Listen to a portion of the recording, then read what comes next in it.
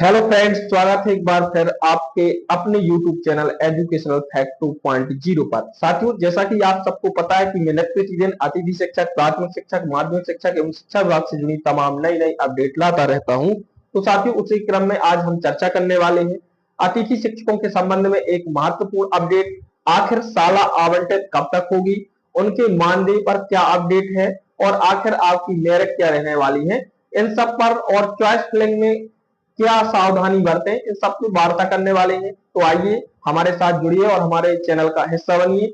और यदि चैनल पर नए विजिट कर रहे हैं तो चैनल को सब्सक्राइब कर लें और मित्रों को इस लिंक को शेयर कर दें। साथ में साथियों, हमारा अब एजुकेशनल फैक्ट 2.0 का टेलीग्राम चैनल भी बन चुका है।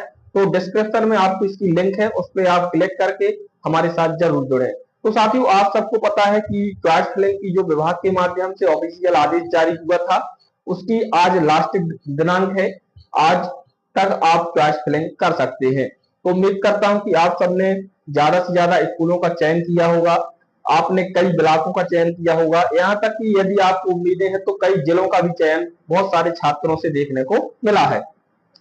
अब बहुत सारे कमेंट रात में मैंने लाइव आके आपको डिस्कस किया था कि आपका स्कोर कितना है, आपको कितने पर आवंटित साला हो सकती है। तो बहुत सारे कमेंट आए हैं कि सर आखिर एक्चुअली में जो आवंटित साला होगी वो कितने स्कोर कार्ड पर हो सकती है।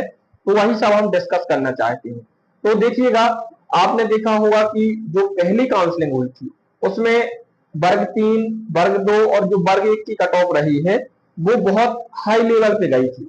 वर्ग 3 की आपने देखा होगा 232 पर सिलेक्शन हुआ, लेकिन ऐसा क्लियर नहीं है कि आपका 232 में होगा। देखिएगा, इसलिए मैंने लिखा हुआ है एक पॉइंट कि आप चॉइस फिलिंग में क्या सावधानी रखें। आपकी हर एक स्कूल की अलग अलग मेरिट जाती है।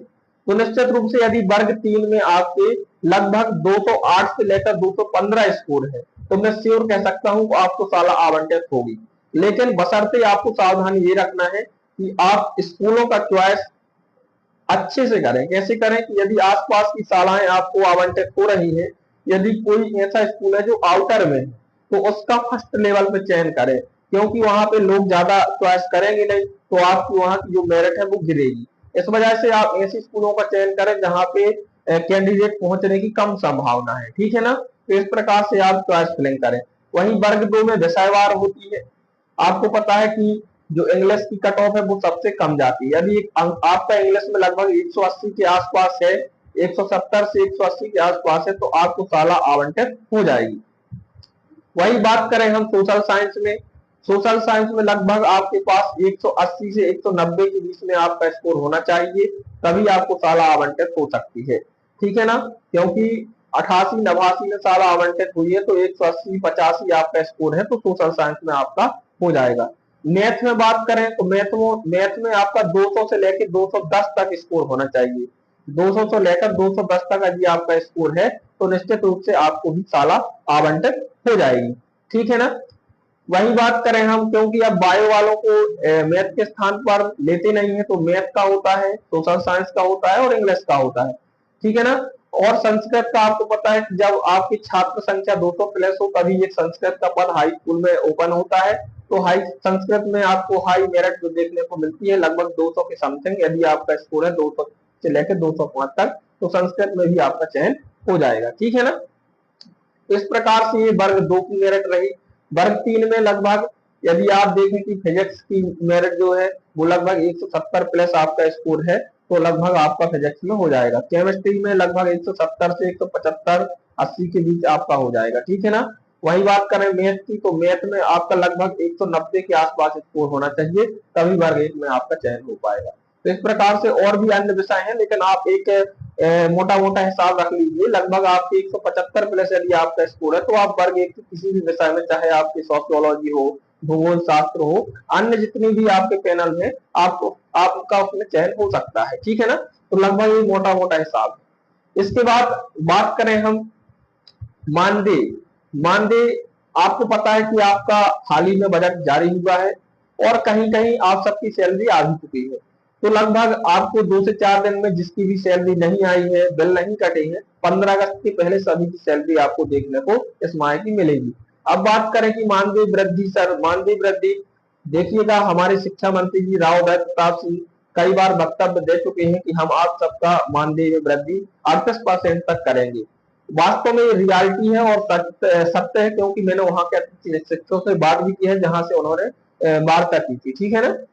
तो आप सबको पता है कि हाल ही में हमारे एक प्रतिनिधि मंडल भी शिक्षा मंत्री से मिला, उसमें भी उन्होंने वेतन बढ़ाने का जिक्र किया है। तो लगभग 1 माह के समथिंग लग सकता है, लेकिन आपकी वेतन की वृद्धि 100% हो जाएगी।